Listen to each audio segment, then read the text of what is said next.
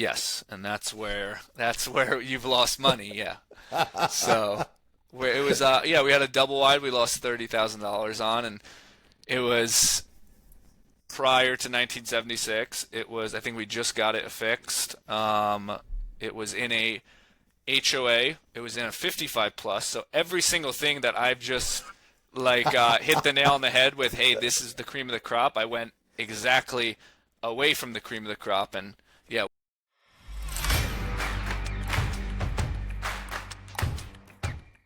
And welcome back to the Money, the Mindset, and the Mentoring podcast. Today we have Danny McBrinn with us. Danny, I've known Danny since, oh my God, it's been what, 5 years, 6 years ago that we met first down in Las Vegas at Yep. at that thing with the good old Wybo and McKeever. Yep. And yeah, man, it's been a long time, brother. How you been? Been good, yeah, and thanks for reaching out to me, connecting back here. We met, yeah, like we were just saying, in 2018, that is. So we met at the investor event slash mastermind, and I know you and I connected with our wrestling and the jiu-jitsu background, so that's how you and I kind of Yeah, mesh together. absolutely. Um, but yeah, thanks for having me on here. I'm excited to go over kind of my real estate investing journey, some of these specific topics that we're going to get into, especially around mobile homes and the stuff that we're kind of going through. So, like I said, I appreciate you having me on here, and hopefully I can drop some value and insight to your audience and all these people taking a watch here. So, Well, I'm so excited because I spoke with another fellow on the mobile home thing, and I just started to get a really big fascination into the idea of mobile homes as an investment facility. And then lo and behold, you come up on my Instagram. Man, I haven't talked to him in a long time. And I saw what you were doing. I'm like, is this the universe telling me that we need to talk? And so then we spoke. And when I was watching your Instagram, Danny McBrinn, I saw anybody looking for him, Danny McBrinn on Instagram, very active there. And I was watching what you're doing. I'm like, dude, like we got to chat because it just falls in alignment of the things that I want to talk about. And then after we did the little debrief, we were talking about a whole different way that I never even thought possible around doing with mobile homes. So let's kind of walk through that a little bit because I think it's extremely interesting. yeah, so the biggest, like I was explaining to you a week ago, the biggest thing that we do is that so I own a small, 7 unit trailer park. However, what we specialize in is not actually trailer parks or mobile home parks. So there's a difference between the mobile homes that we do and the mobile home parks. So the properties that we are purchasing and reselling and getting great spreads on are actually owned mobiles on owned land. So it's actually a regular real estate transaction. So mobile Well, home. I would say it's a little bit different because and I could see the difference between the mobile home park because the mobile home park it has it has multiple tenants who own their trailer or rent their trailer living on somebody else's land. Where what you're saying in this one is they live on their land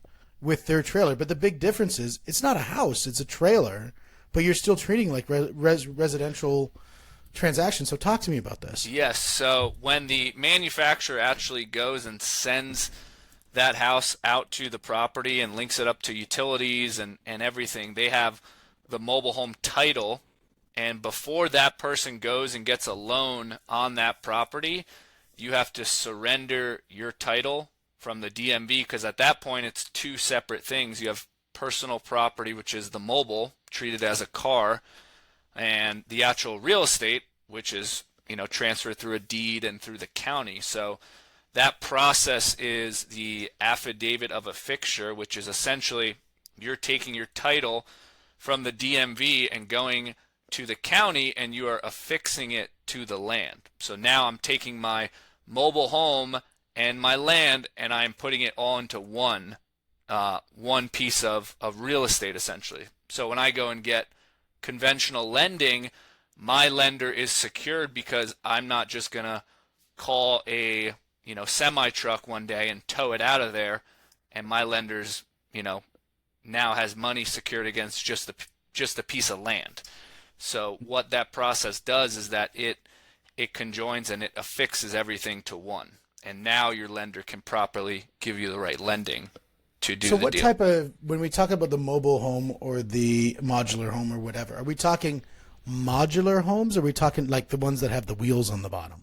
So the wheels are on the bottom prior. So as they're coming, they are towing it on like a semi truck, and whether that's a single wide mobile home or a double wide mobile home, the difference is pretty much the square footage. And the single wide comes on one semi truck. It's one title, one piece of property. The double wide, you're going to have two titles, and then two pieces of that mobile home, because otherwise it's too big to transport on one truck. So they will come and conjoin it. It'll come like two pieces, and they'll tie it like that, pretty much. They stitch it together, yeah. Pretty much. And once it's stitched together, is there an advantage? I mean, obviously size, but from a lender standpoint, it's going to be a lot harder to. I mean, if it does have wheels, somebody could conceivably still hook up and tow it away, could they not? Well, you'd want they ask for additional information, which is actually you would an affidavit of a fixture is the most important, and then some lenders will request what's called tie downs, and then through the tie downs you get an engineer certification. So that engineer essentially goes under the mobile home because it's slightly sitting on top of the land. So that lender will put additional tie downs essentially on the. If you look under the mobile home, there's going to be these big ass jacks like that. So the engineer certification will further tie it down and get it more affixed to the permanent foundation. So the three biggest things that you need prior to going into each deal is your affidavit of a fixture, and if you're selling it to a FHA buyer, then they're going to ask for what's called tie downs, and that's going to be done through a licensed engineer. Makes so much sense, because then it's not like somebody bobbing a truck and come up and Right. cut the services and we're out. Yep. And you can't do that with a house on a foundation. So that in essence is really creates a foundation for something that was once movable. Right.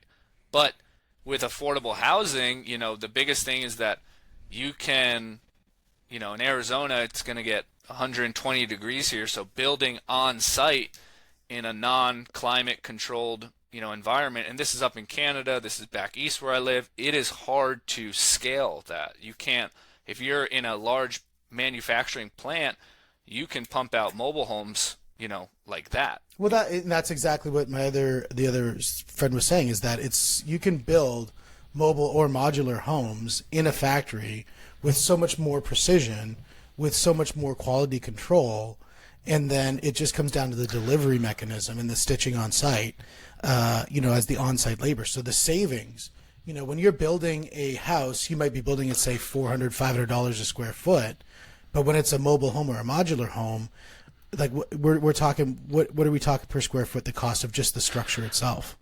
I don't have an exact square foot number, but it's way cheaper. I mean, you could get yourself A ballpark. probably closer to 100 or something. That's crazy. I mean, it's you're buying a piece of land, and then you can get yourself a nice double wide, at least in Arizona, probably from depending on the year, make, and model, $70,000 to $80,000. So you buy a piece of land for 50, 60 grand, you get yourself a brand new $80,000 double wide. That conjoined with the land, you're going to have a loan for close to $150,000, $160,000. That's and what kind of locations would these be found in? Like where how far into the country do you have to kind of find this property? Where are these places? Yeah, so they're actually in the cream of the crop. What I call them, for the ones that we actually target are, like I was stating, the mobiles that are not owned in trailer parks. So we want owned land. Mm-hmm. We want no age restrictions, so no 55 plus, no HOA, and that is what we call the cream of the crop, because you can truly do what you want. So people get the appealingness of the not HOA. I can do what I want. I can put my cars there, my workshop, my whatever. I'm not constricted by someone. And I also get the affordability, or or I'd buy a house for $500,000-$600,000 where it's just not affordable. And then I can buy a double wide, which fits my kids, my trucks, my tools, all my extra things that I want, and I can still afford it. That's the biggest thing. So you're if you're getting one that's half decent, you're saying it's 70, 100 grand. The land is costing you what? You said 50? $50,000 to $80,000. So under $200,000, you've got yourself a. Would that get you that double wide, or is that the single wide? That would possibly be a double wide, but we don't. That is for new trailers. We strictly stay on the secondary market, so we are buying trailers that are already used. And our acquisition prices are anywhere for a double wide. We're purchasing anywhere from about 150 to 180,000, putting in probably about 40,000 to that, and then we're selling them for about 300,000. Oh wow! For the double wides that are already on there. So double wide already there, and we said what type of location? This is like East Mesa, other parts of Greater Phoenix area, and this is our non-HOA, non-55 plus, owned mobile on owned land. So they're ranging typically about 275 to 300,000 after repair value. Yeah, so if you're 300,000 after repaired value, and that they're going to put, can they? And you said they could get an FHA mortgage on it. You said, or you can get FHA, you can get VA, and you can get conventional. However, the year build has to be post 1976. So any mobile built prior to 1976 is not financeable whatsoever. Which is, I guess my birth year is now gone then. A moment of silence for those 1975 ones. Yes. Okay, there it's gone. And okay, that's really interesting. So at 300,000, and you said they're getting classic mortgages on it. So they're putting, how much are they typically putting down to buy something like that? You're getting a 3 to 3.5% FHA mortgage at $300,000. That's $9,000 to $10,000. If they work with somewhat of a sophisticated agent, they'll ask the seller. They'll maybe make an offer on the purchase price and ask a $10K concessions, and the only thing you're out of pocket is maybe a couple grand of closing costs, or I'm sure some other type of fee. So I've seen these people get into some of these homes with $2,000-$3,000. That's amazing. And it's not just homes; they're getting into actual land as well, which is freehold land, and that to me, dirt value has got so much importance when you look at real estate. Yes. Rather than something where you actually don't own the actual physical land. Right. So that's really interesting. So, and at 300,000, they're paying, like, all said and told, $1,500, $2,000, $2,500, somewhere around there in total cost of ownership. Yep. Give or take. In those areas, what is rent in those areas?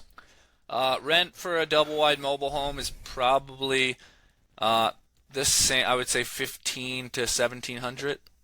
$1,500 to $1,700. Okay, so to make it cash flow positive, if you're going to buy that as a rental, you need to put a little bit more money down. Yes, you got to get more cash in the deal. More cash in the deal. But in my experience, mobile homes as rentals do not perform that well, because they, it's like a car, so they're essentially, depreciating. The wear and tear is a lot more high. And for tenants, if you're, it's just kind of the nature, if your tenant's paying less than your tenant quality, we're talking C, D class areas for some of these mobile homes. So your tenant quality is not going to be as great as opposed to like a single family home in parts of Mesa or something like that.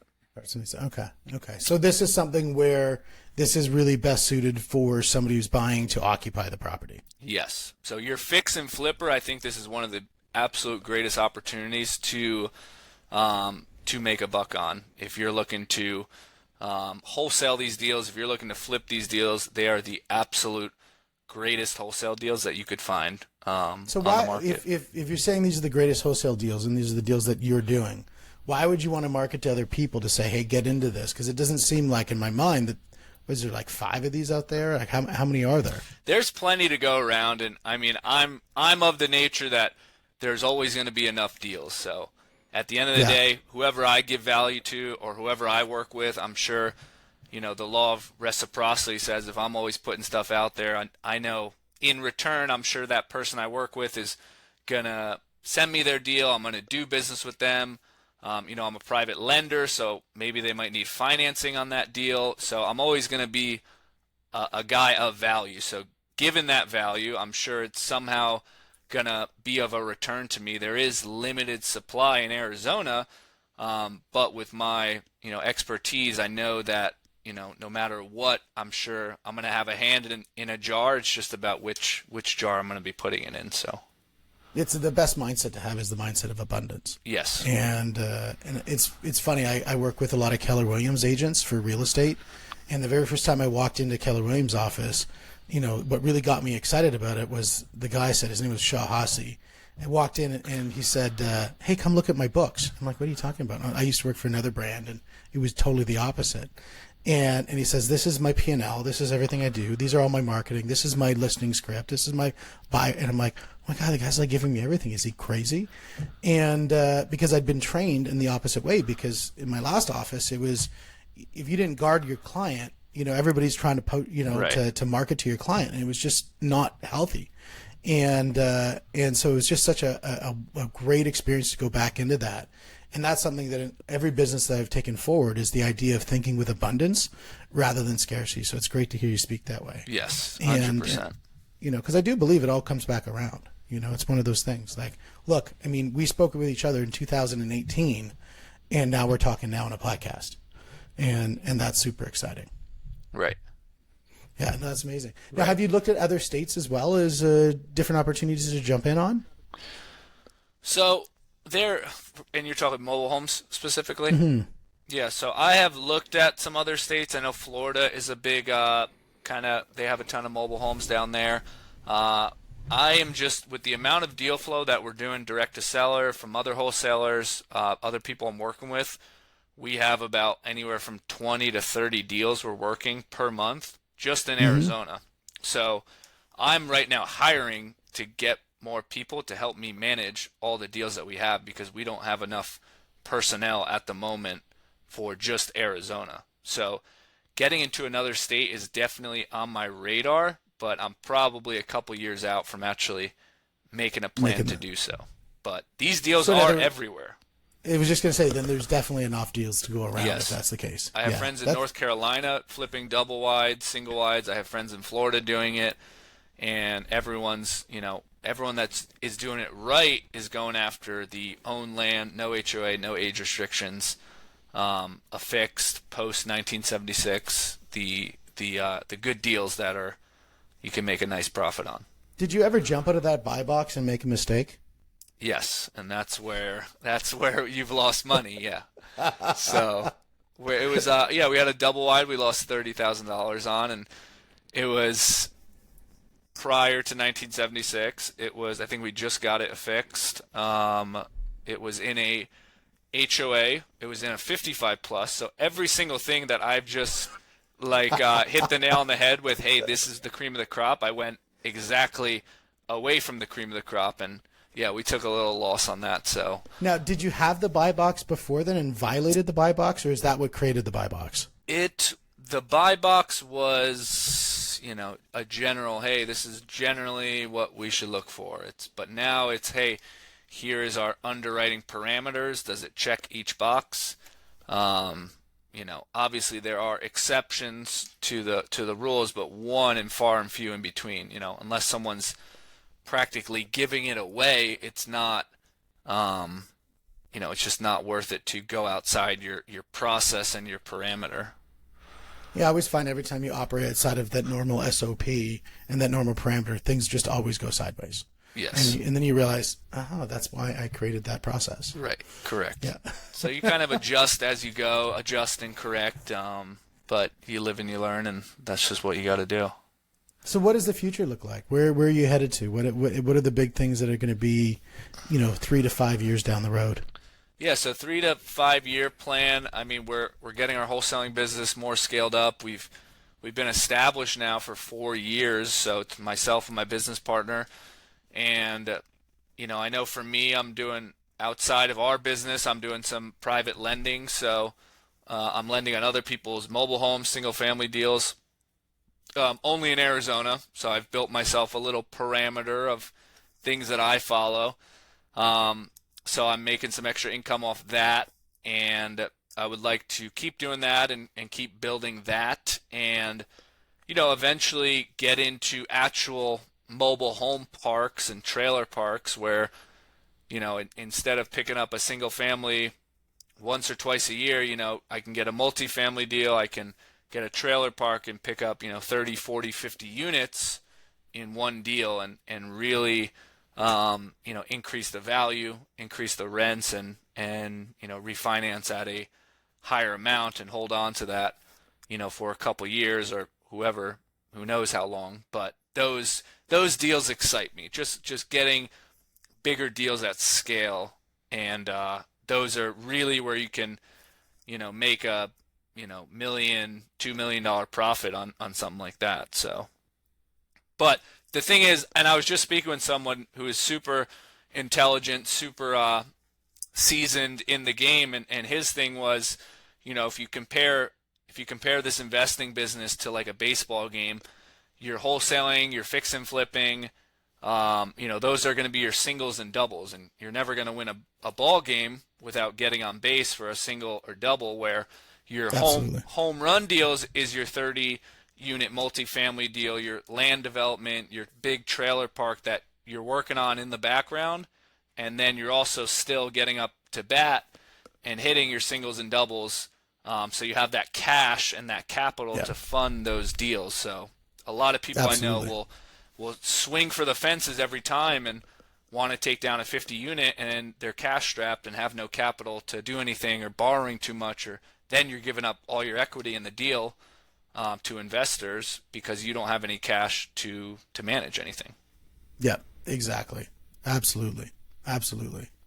And it was interesting. It first started off with the bigger ones, which was the multi-unit trailer parks. Right. And you're 100% right that after I looked at that, and I looked at the profit model around those and what could be done in that space. I mean, we're talking 20, 30% returns on money, which is just unbelievable.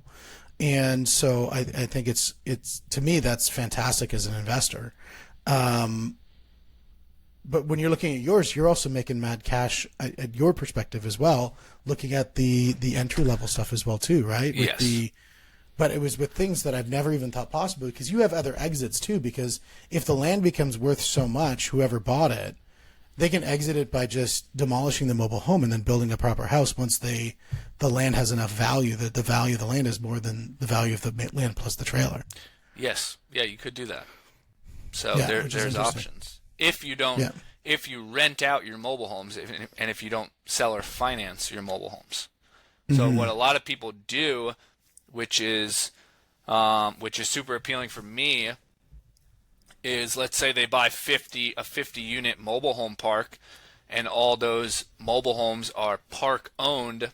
What these parks are doing is they are seller financing the mobile homes. So these homeowners, will essentially give 10 grand down for a 50K purchase price of their mobile home, and they will pay the lien holder, which is the trailer park owner, monthly for that property, and hopefully the homeowner takes better care of it.